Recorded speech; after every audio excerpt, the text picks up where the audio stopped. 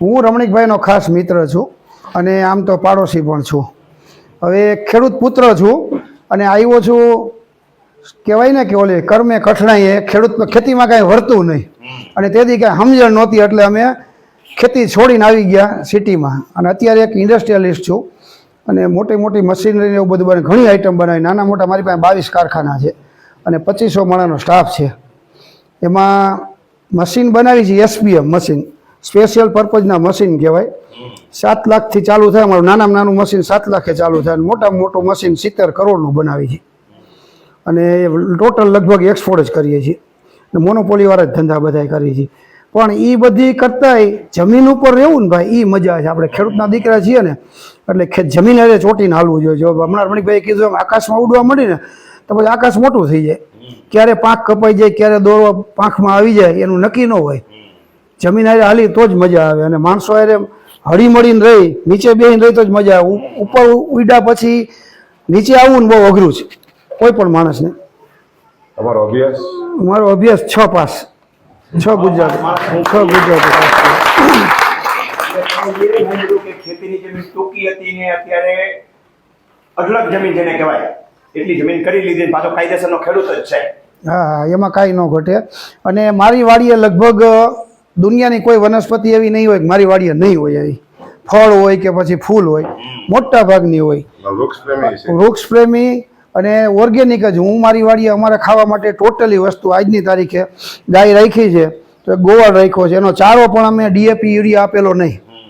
એને નિંદામણી નહીં કરવાનું, જાહેર વાવી દેવાની, વાઢી નાખવાની ખડ હોતી અને એ જ કડબ આપણે ખવડાવવાની. કપાસિયા કે ખોડે નહીં ખવડાવવાનું. અમારી વાડીનું હોય તોય નહીં, એ બીજાના વાડીનું આવે. ઓર્ગેનિક ખવડાવી. અમારે 5 પેઢી ત્યાં જીવિત છે. મારા બાપુજી જીવે છે, હું છું, મારો છોકરો છે, એના છોકરાના લગ્ન થાય એવડા થઈ ગયા છે પણ એકે હજી ખંડિત નથી થયા. 4 ભાઈ ને 5 બહેનો, એને એકે ખંડિત નહીં. આપણામાં તો અત્યારે શું છે ખાસ તો છૂટાછેડાના પ્રમાણ બહુ વધે. અમે 160 મેમ્બરનું પરિવાર છીએ અને ભાણેજને કે ભગવાનની દયા હોય ને ત્યારે જ આ બધું થાય અને એની સાથે નીતિમત્તા હોય ત્યારે જ આ બધું થાય. મારા જ મધરની વાત કરું ને તો 5મી પેઢી જોઈ તંતી સાહેબ, હજી 6ઠી પેઢી જો ઓલી છોકરીને પરણાવી દે ને હમણાં તો 5 વર્ષ પછી જોઈને જાહે 100%. વ્યક્તિને હા માજી નંબર 85 85 ની આજુબાજુ નક્કી ન હોય પણ હજી આપણે શ્રેયાને પરણાવીએ, પરણાવ જેવડી થઈ ગઈ છે બરોબર. તો 5મી પેઢી પછી એની ઘરે સંતાન આવે, 6ઠી પેઢી થાય અમે તો બાને મજાકમાં કહીએ કે બા પછી આ ઓળખાણ કેમ કરાવશે આ બા અમને હું થાય. હવે ના એવું કઈ હશે જ નહીં ને. હવે એક જ હોય દીકરો ને દીકરી એટલે લગભગ એને હાડુભાઈ, મામા, માસી, કાકા, કાકી આ બધા ગયા. બીજું એ કહી દઉં કે મા બાપના કોઈ ભાગ પાડવાની, તંતી સાહેબને પૂછો ભાગ પાડવાની. હું તો બધું મા બાપનો ભાગ રાખવો નહીં કે મા બાપને જેને રાખવો એમ કેવું કે હું બા ભેગો છું, બા મારા ભેગા છે એમ નહીં. ખૂબ સરસ. એ હતા તો જ આપણે છીએ ને ભાઈ, નહીં તો આપણે અહીંથી ક્યાં હોય. આજે બોલું છું એના સાક્ષી છે કે એના માટે કઈ રાખવાનું નહીં. એને એમ ન થવું જોઈએ, એને એમ થવું જોઈએ કે આ બધું મારું છે. એટલું જ નહીં, આજની તારીખે બાના નામની મિલકતો પણ રાખવી જેથી કરીને એને એમ ન થાય અને એ હૈયારીમાંથી નહીં રાખવાની, આપણે નવી ખરીદીને કરી દેવાની. બરોબર તંતી સાહેબ? એમાંથી તંતી સાહેબ ખાતેદાર થયા કે બાના નામે મેં ખરીદી અને ખાતું રાખ્યું. એટલે આ પણ સુખી થવા માટેનો એક રસ્તો છે. આપણે બીજા કોઈ ભગવાન નથી તો કાંઈ નહીં એમ વિચારો ને. ઘણા લોકો આપણી પાછળ છે નહીં, કારણ કે એના ભાગનું રાખો એટલે જ કજિયા થાય છે. એટલે એના કરતાં મેઇન મુદ્દો તો એ છે ભાઈ, માણસો હળી મળીને રહ્યો અને સાદી શૈલીમાં રહ્યાનો ફાયદો એ છે કે અમે બહુ મોટો પરિવાર છીએ. હજી કોઈને છૂટાછેડા નથી થયા અને એકય મરણ નથી થયું 5 પેઢીમાં. 5 પેઢી છે અને એના કરતાં વિશેષ અમારે વેવાઈ મળ્યા છે. એક 6 પેઢી વાળા છે, 6 પેઢી જીવે છે. એને કોઈને એવું નથી થયું. નિર્વ્યસની બધાય અને ઓર્ગેનિક ખાવાવાળા. રમણીકભાઈની મને ખબર છે કે અહીં ઓર્ગેનિક હશે એટલે જ આવ્યો, નહીં તો હું બહારનું બહુ જમવું ઓછું. મેરેજમાં જાઉં ને તો ઘરેથી જમીને જાઉં જેથી કરીને આપણા પેટ એમ ન કે મારે જમવું. રસોઈ બાબતની વાત થઈ સાહેબ, રસોડું આપી દો પણ ઘી વગેરે મીઠાઈની વસ્તુ અમે લઈ આવીએ ને અમે બનાવીએ. ઘી રોટલી જે ચોપડાય નહીં, કેટલા સારા પૈસા કાપવા નહીં, આપણા ઘીથી ચોપડાય.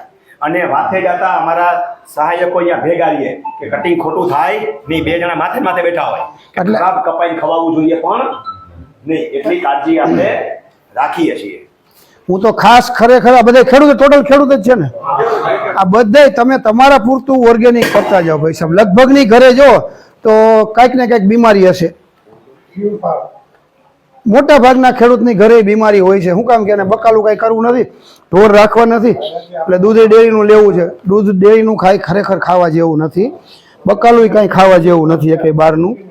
એ ખરેખર આપણે બધાની બહુ મોટી નબળાઈ છે કે કાંઈ કરવું નથી, કાંઈ કરવું નથી. અને ભાગમાં દેવાની વાત આવે છે, ખરેખર આપણે એ કરવું જોઈએ. એટલા માટે નહીં તો કસરત કરવી પડશે. જો હું કામ નથી કરતો તો સવારે 5 વાગે અમારે બગીચામાં જવું પડે છે, દોડવું પડે ને કૂદવું પડે, કોકારે બથોડા લેવા પડે. એના કરતાં આપણી વાડીમાં જ કરી તો શું વાંધો ભાઈ. અમારી બાઈઓ ઘરે પોતા હિત જ કરે છો. હું એમ જ કહું તમે કામવાળી રાખશો તો તમારે ઓલા હિંચકા લેવા જવું પડશે કે એના કરતાં ઘરે કરો ને. ઘરે કરે છે, અમારા માજીએ કામ કરે છે, અમારા ઘરનાય કરે છે, અને અમારી વહુએ કામ કરે છે ઘરે. હવે જો એ આપણે નહીં કરીએ તો 2 વસ્તુ થશે. એક તો જાણે આપણું શરીર બગડશે અને આપણા જેવું લાગશે નહીં.